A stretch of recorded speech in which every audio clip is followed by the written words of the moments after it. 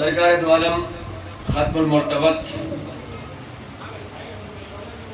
احمد مجتبیٰ یعنی حضرت محمد مصطفیٰ صلی اللہ علیہ وسلم یہ فرمان ہے کہ میں تمہارے درمیان دو گراں قد چیزیں چھوڑ کر جا رہا ہوں. ایک اللہ کی کتاب ہے، دوسرے ہمارے عطرت ہے، ہماری عطرت ہے، ہمارے اہل بیت ہے. جب تک ان دونوں سے وابستہ رہو گے گمراہ نہیں ہوں گے، اور یہ دونوں بھی ایک دوسرے سے جدا نہیں ہوں گے یہاں تک کہ حوض کوثر پر مستق پہنچ جائے. اسی عنوان سے مسلسل 5ویں یا 6ٹھی تقریر ہے میری، اور چاہتا یہ ہوں کہ جس بات کو میں نے اس سے پہلے والی مجلس میں عرض کیا تھا اسی سے بات کو آگے بڑھانا ہے، اور زیادہ وقت مجھے لینا نہیں ہے. انشاءاللہ 30 سے 35 منٹ کے درمیان گفتگو ختم ہو جائے گی.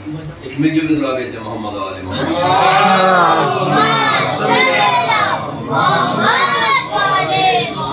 میں نے عرض کیا تھا کہ قرآن اور اہل بیت رسول اکرم نے دونوں کو ہم وزن قرار دیا ہے،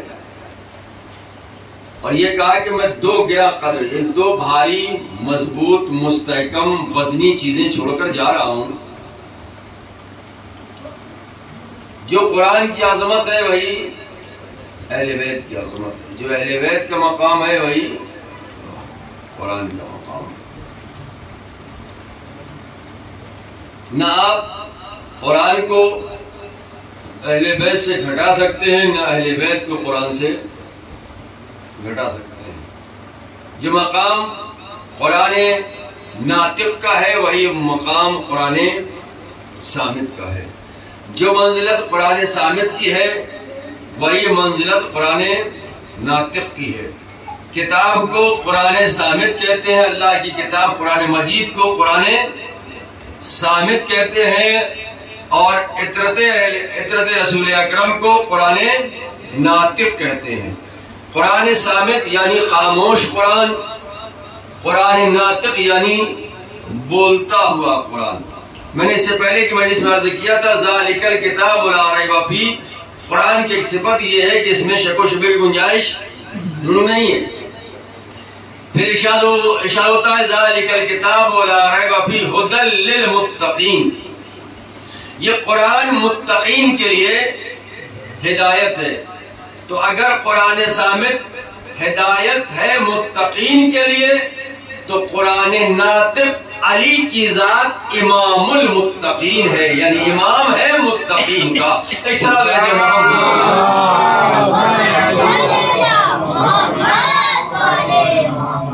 ھدی للمتقین الذین یؤمنون بالغیب. کس پر ایمان؟ غیب پر ایمان. الذین یؤمنون بالغیب ویقیمون الصلاة ومما رزقناہم ینفقون.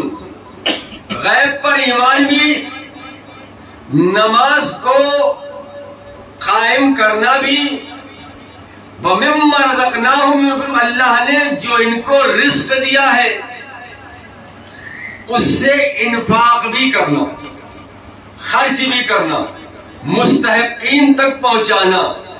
اپنے پر خرچ کرنا انفاق نہیں کہلاتا، مستحق تک پہنچا دینا یہ انفاق کہلاتا ہے. ٹھیک ہے، گفتگو ہم نے کہاں پر روکی تھی؟ غیب پر. یعنی غیب پر ایمان بھی ضروری ہے. قرآن نے جنت کا ذکر کیا، حوروں کا ذکر کیا، غلمان کا ذکر کیا، فرشتوں کا ذکر کیا، سلسبیل کا ذکر ہوتا ہے نا. یہ سارے اذکار ہوتے ہیں، مگر نہ سلسبیل کسی نے دیکھی، نہ حوریں کسی نے دیکھی، نہ غلمان کسی نے دیکھے، نہ جنت کسی نے دیکھی، نہ کوثر کسی نے دیکھا. تو جب کوثر کو نہ دیکھ کر کوثر پر یقین ہے تو ساقی کوثر کو دیکھ کر ساقی کوثر پر ایمان کیوں نہیں ہے؟ اکرام محمد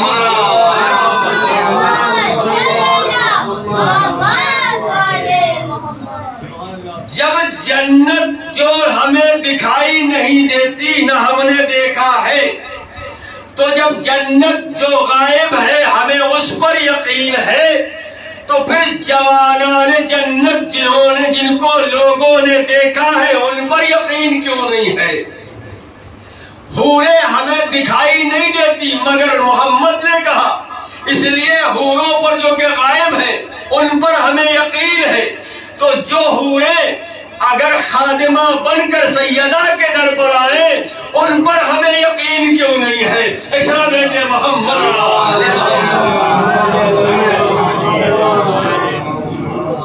جلدی سے، چونکہ 10 منٹ ہو گئے۔ غیب پر ایمان رکھنا ضروری ہے، بغیر غیب پر ایمان رکھے نہ انسان مسلمان بن سکتا ہے نہ مومن بن سکتا ہے۔ اللہ غائب ہے سب مانتے ہیں، بھائی اگر کہے گا ہم اللہ کو نہیں مانتے، کیا مسلمان رہے گا؟ کیا مومن رہے گا؟ نہیں رہے گا نا۔ اللہ نے، رسول اللہ نے فرمایا جنت ہے، ہمیں دیکھی نہیں ہے۔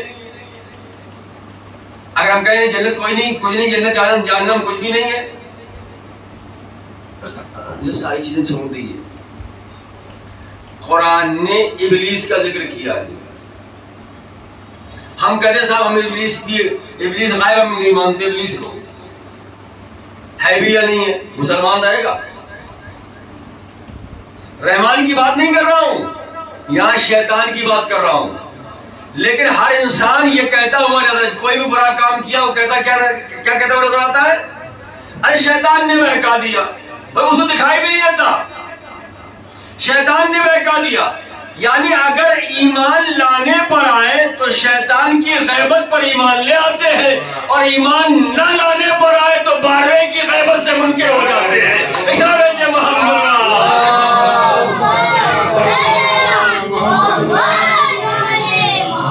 اللہ نے کہا ٹھیک ہے، غیب کو نہیں مانتے، ایمان نہیں ہے۔ کہا جنت کو مانتے ہو؟ کہا رسول اللہ نے فرمایا ہم جنت کو مانتے۔ کہا جنت دیکھی؟ کہا نہیں دیکھی۔ جنت نہیں دیکھی، جو نہ دیکھے دکھائی دے وہ کیا ہے؟ غیبی تو ہے نا۔ وہ جنت کسی نے دیکھی؟ نہیں دیکھی۔ یقین سب کو کیوں چاہیے؟ حوریں کسی نے دیکھی؟ نہیں دیکھی۔ چاہیے تو سب کو یقین۔ اللہ نے کہا یہ تمہیں جنت غائب چاہیے تو میں تمہارا امتحان لوں گا۔ جنت غائب چاہیے تو میں تمہارا امتحان، معبود کیسے امتحان لے گا؟ کہا اگر تجھے جنت غائب چاہیے تو میں ایک کو اور غائب رکھوں گا، اگر تجھے جنت غائب چاہیے امام غائب پر ایمان لے آنا، جنت تمہارا مقدر بن جائے گی۔ محمد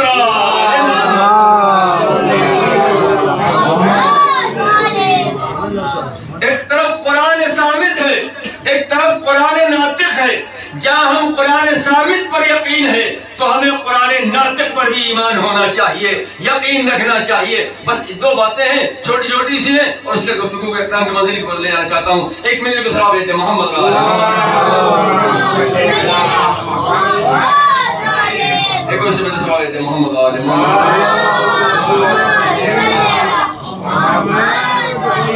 یہاں تک میں لے آیا تو قرآن کو نازل ہوئے کتنا وقت ہو گیا؟ اللہ، قرآن کو نازل ہوئے کتنا وقت ہو گیا؟ 1400 سال سے، ٹھیک ہے۔ یہ قرآن صامت ہے، خاموش ہے۔ یہ قرآن بولتے ہوا قرآن، جو یقین قرآن صامت پر ہے نا وہی قرآن ناطق پر بھی رکھنا پڑے گا، تبھی جا کے ایمان مکمل ہوگا۔ یہاں دوغلا پر نہیں چلے گا۔ قرآن صامت پر کچھ اور یقین ہے، قرآن ناطق پر کچھ اور یقین ہے۔ کیوں؟ اس لیے کہ رسول نے فرمایا میں 2 گرا قدر چیزیں چھوڑ کر جا رہا ہوں، ایک اللہ کی کتاب، دوسرے ہمارے اہل بیت۔ یعنی جو یقین قرآن صامت پر ہے وہی یقین قرآن ناطق پر۔ آخری جملہ ہے اور اس کے بعد بابر حوالے طرف میں چلا جاؤں گا۔ آخری بات ہے عزیزو، جو یقین قرآن صامت پر وہی یقین قرآن ناطق پر۔ قرآن کو نازل ہوئے کتنا وقت ہو گیا؟ 1400 سال کا عرصہ ہو گیا۔ آج مجھے بتائیے کوئی یہ کہہ رہا ہو قرآن کا ماننے والا کہ مولانا قرآن کو نازل ہوئے 1400 سال ہو گئے، اس کے چہرے پر جھریاں آ گئیں، وہ ضعیف ہو گیا ہے، وہ بوڑھا ہو گیا ہے، کوئی نہیں کہتا۔ تو جب قرآن صامت کے لیے کوئی یہ نہیں کہتا کہ اس کی عمر زیادہ ہو گئی، وہ ضعیف ہو گیا، وہ بوڑھا ہو گیا، اس کے چہرے پر جھریاں آ گئی ہوگی، تو عزیز جب قرآن صامت کے لیے یہ نہیں کہتے کہ اس کے چہرے پر جھریاں آ گئی ہے، تو ایک قرآن ناطق پردہ غیب میں ہے، پھر اس کے بارے میں سوال کیوں اٹھتے ہیں؟ مولانا اتنی دور عمر کیسے پا سکتے ہیں؟ ارے اب تو وہ ضعیف ہو گئے ہوگے۔ جس طریقے سے قرآن صامت کل معجزہ تھا، اسی طریقے سے قرآن ناطق آج معجزہ ہے۔ اسے محمد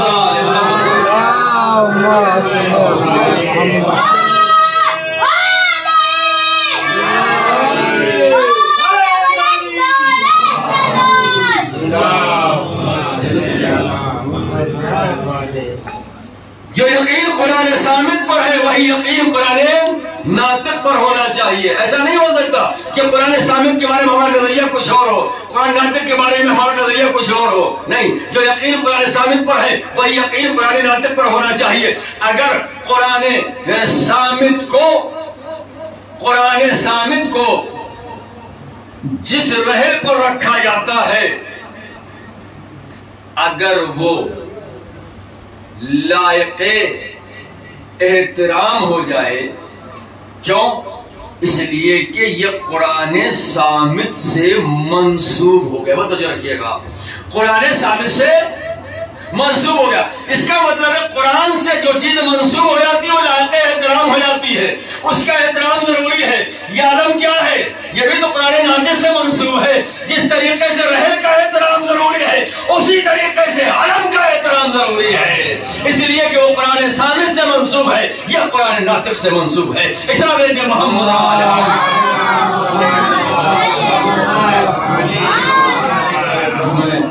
اپنی گفتگو کو مکمل تو نہیں کہہ سکتا، اس لیے کہ ابھی میں اس منزل پر پہنچا ہی نہیں ہوں کہ مکمل کی منزل تک پہنچوں، چھوڑ رہا ہوں باتوں کو۔ کل انشاءاللہ سونو صاحب کی مجلس ہے، اس میں اس بات کو اور واضح کریں گے، پھر اس کے بعد پرسوں میں 2 مجلسیں ہیں، اس میں واضح ہوں گی انشاءاللہ باتیں۔ تو یہ انشاءاللہ جو مجلسیں اب جو ہو رہی ہیں اسی عنوان سے آگے بڑھیں گی کہ رسول اکرم 2 چیزیں چھوڑ کے گئے، ایک قرآن صامت ہے، ایک قرآن ناطق ہے۔ مجھے بتائیں آج اگر قرآن صامت کا کوئی حرف اگر کوئی جلا دیتا ہے تو قرآن کے سارے ماننے والے اس کے خلاف آواز اٹھاتے ہیں یا نہیں اٹھاتے؟ میں یہی تو کہہ رہا ہوں، جب اگر قرآن صامت کی کوئی بے حرمتی کرتا ہے تو سب بولتے ہیں، تو اگر قرآن ناطق کے گھروں کو جلا دیا جائے تو کیا زبانوں میں تالے لگ جاتے ہیں؟ کیا زبانیں گنگ ہو جاتی ہیں؟ یہی تو میں کہنا چاہ رہا ہوں، یہ 2 طرح کا رویہ اسلام میں جائز نہیں ہے۔ جو قرآن صامت کا نظریہ ہے وہی قرآن ناطق کے لیے بھی نظریہ ہونا چاہیے۔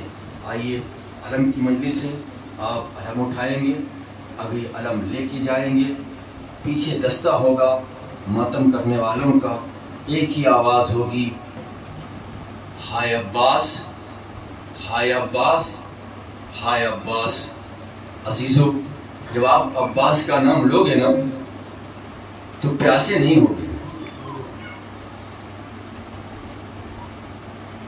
مگر کربلا میں روز عاشور جو بچے عباس کو یاد کر رہے تھے سب پیاسے تھے۔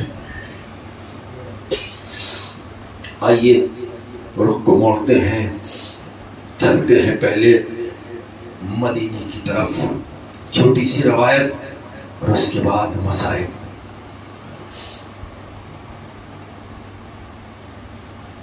ایک روز مولا امام حسین علیہ السلام نے جناب عباس کو آواز دی،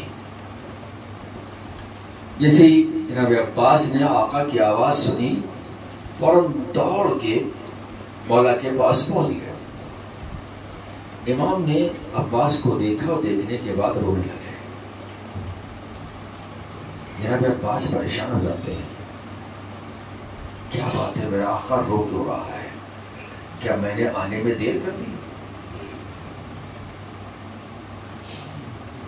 جناب عباس نے پوچھا، آقا کیا میں نے آنے میں دیر کر دی؟ کہا نہیں بھیا، ایک وقت آئے گا جب میں آواز دوں گا تو میری آواز پر لبیک نہ کہہ سکوں گے۔ میں بہت اطمینان سے مسائل کی منظور کر لے جانا چاہتا ہوں، لبیک نہ کہہ سکوں گے۔ روبے امامت کی وجہ سے عباس زمانے کا تعین نہ کر سکے۔ تاریخ کہتی ہے جناب عباس نے سونا چھوڑ دیا، پتہ نہیں کب میرا آقا آواز دی اور میرے اوپر نیند کا غلبہ ہو، میں آواز پر لبیک نہ کہہ سکوں۔ جب کئی دن گزر گئے تو جناب زینب کو جب اس بات کی اطلاع ملی کہ میری غیرت، میں ہر مجلس میں تقریباً جب بھی جناب عباس کے مسائل پڑھتا ہوں، عباس کے لیے یہی جملہ کہتا ہوں، یہ زینب کی غیرت ہے۔ بس زینب کی ڈھارس کا نام عباس ہے، زینب کے پردے کا محافظ عباس ہے، بیویوں کی چادروں کا ضامن عباس ہے۔ عزیزوں، جیسے ہی جناب زینب کو معلوم ہوا، ایک مرتبہ عباس کو بلوایا، اور بلوانے کے بعد جناب زینب فرماتی ہے، بھیا میری طرف دیکھو۔ عباس، ماں نے تربیت ایسی کی تھی کہ بیٹا عباس دیکھو، یہ زہرا کے بچے ہیں، تم میرے بچے ہو۔ یاد رکھنا، حسین کو کبھی بھائی نہ سمجھنا، آقا سمجھنا، زینب کو کبھی بہن نہ سمجھنا، زینب کو شہزادی سمجھنا، اور یہ بات یاد رکھو، غلام شہزادیوں سے نظریں ملا کے بات نہیں کرتے، آقاؤں سے ملا کے بات نہیں کرتے۔ جب بھی گفتگو کرنا ہمیشہ تمہاری نگاہیں پیروں پر ہونا چاہیے۔ زینب آواز دے رہی، بھیا میری طرف دیکھو۔ عباس نے ماں کی تربیت کو سامنے رکھا اور ایک مرتبہ سر جھکائے ہوئے کھڑے ہوئے ہیں۔ زینب دوبارہ کہتی، بھیا میری طرف دیکھو، بھیا عباس میری طرف دیکھو۔ عباس نظریں نہیں اٹھاتے۔ بس ایک مرتبہ زینب نے آواز دی، عباس تمہیں میرے حق کا واسطہ میری طرف دیکھو، قسم خدا کی۔ عباس کس شخصیت کا نام ہے، کس کردار کا نام ہے۔ دنیا عباس کی وفا کو سمجھ نہ پائی، دنیا عباس کی وفاداری کو سمجھ نہ پائی۔ جیسے زینب نے یہ کہا کہ تمہیں میرے حق کا واسطہ، ایک مرتبہ عباس نے ایک فقرہ کا شہزادی، ماں نے منع کیا ہے کبھی شہزادی سے نظریں ملا کے بات نہ کرنا۔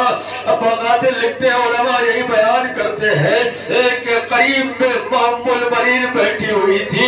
عباس نے ماں کی طرف دیکھا اور اجازت لی، اماں چند لمحوں کے لیے اجازت دے دو، میری شہزادی نے اپنا واسطہ دیا ہے، چند لمحوں کے لیے اجازت دے دو۔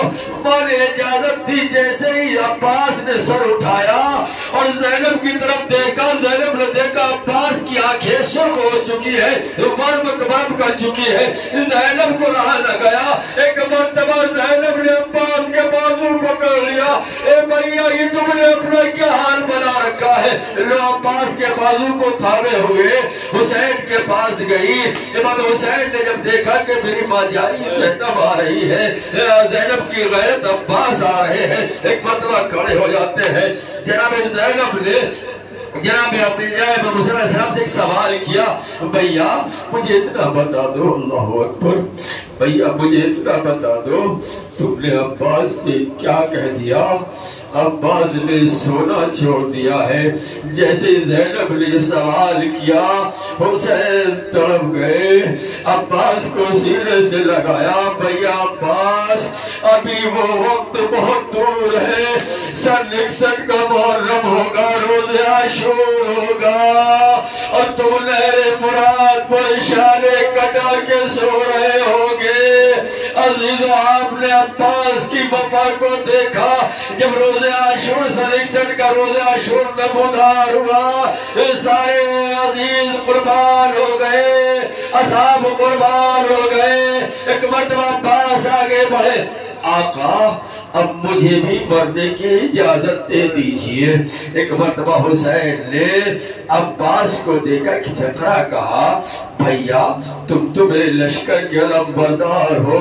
عباس نے زبان سے کچھ نہیں کہا، ایک مرتبہ داہنی طرف دیکھا، ایک مرتبہ بائیں طرف دیکھا، آقا وہ لشکر کا جس کا میں علم بردار تھا عزیزو۔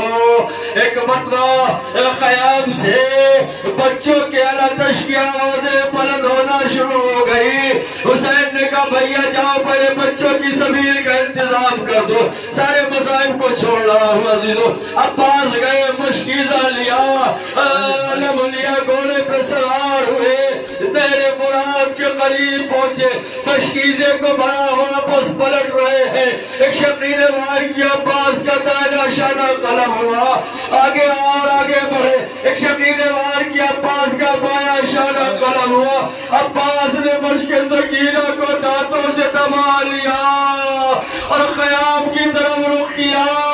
ایک شقی نے تیر سے عباس کی مشکیزے کا نشانہ لیا، حرملہ نے تیر چلایا، مشک سکینہ پر لگا، پانی بہ گیا، عباس کی آس ٹوٹ گئی۔ عباس نے گھوڑے کو فرات کی طرف موڑ دیا۔ میں پوری شاید نہیں پڑھوں گا عزیزو۔ ایک مرتبہ تیروں کی بارش، تلواروں کے زخم، ایک تیر آنکھ میں لگا، غازی نے چاہا۔ عزیزو یاد رکھنا، آنکھ میں اگر کوئی تنکا بھی چلا جاتا ہے، سب سے پہلے ہاتھ آگے بڑھتا ہے اور آنکھ پر پہنچتا ہے۔ ذرا سوچو عباس کی آنکھ میں کوئی پتھر نہیں تھا، کوئی تنکا نہیں تھا، ارے تیر عباس کی آنکھ میں بے واسطہ، ارے غازی کے ہاتھ تو تھے نہیں۔ ایک مرتبہ عباس جھکے، تیر کو پیروں سے دبانا چاہتے ہیں کہ نکالے، ایک شقیر نے عباس کے سر پہ گرز مارا، ارے عباس کا سر پھٹ گیا، عباس زمین پر آئے، آقا غلام کا سلام قبول کرو۔ بس پوچھات نہیں پڑا، ایک جملے بولا میں اس خط پکر رہا ہوں عزیزو۔ عباس نے جیسی آواز دی، حسین چلے کمر کو تھامے ہوئے، عباس کے سرانے پہنچے، تیر نکالا، عباس نے چہرے حسین کی زیارت کی۔ بس ایک مرتبہ حسین پر باتیں، بس یہی تک مجھے لانا تھا عزیزو۔ عباس کی وفا کو قربان جائیے، قربان جائیے عباس کی وفا پر۔ ایک مرتبہ عباس کہتے ہیں آقا تیری لاش کو خیمے میں ڈالے چاہیے،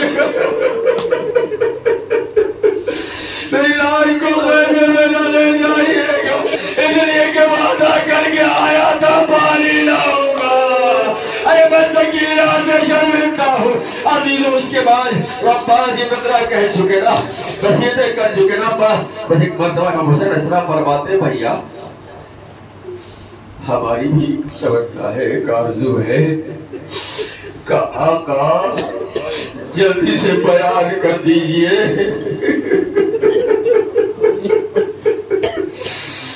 آقا بیان کر دیجئے کہ بھیا ساری زندگی ہو گئی تم نے کبھی مجھے بھائی نہیں کہا، ہمیشہ آقا کہہ کے پکارا، ایک مرتبہ بھائی کہہ دو۔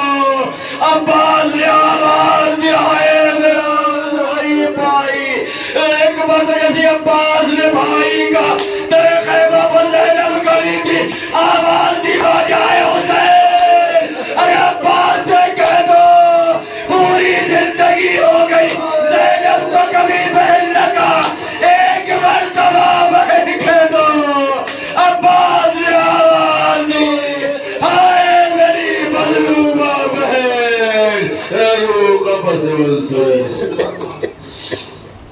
اللہ یا رب الذین ظلموا ایہم قال انقلبون۔ ہماری اسم کا زیادہ کو قبول فرما، ہمارے صغیرہ کو معاف فرما، ہماری خطا و لغزشوں کو معاف فرما، ہماری غلطیوں کو معاف فرما، ہماری جسارتوں کو معاف فرما، بھائیان کو حاضرین کو کربلا اور مصیبت سے محفوظ فرما، ہم سب کو کربلا معلّہ کی زیارت سے مشرف فرما۔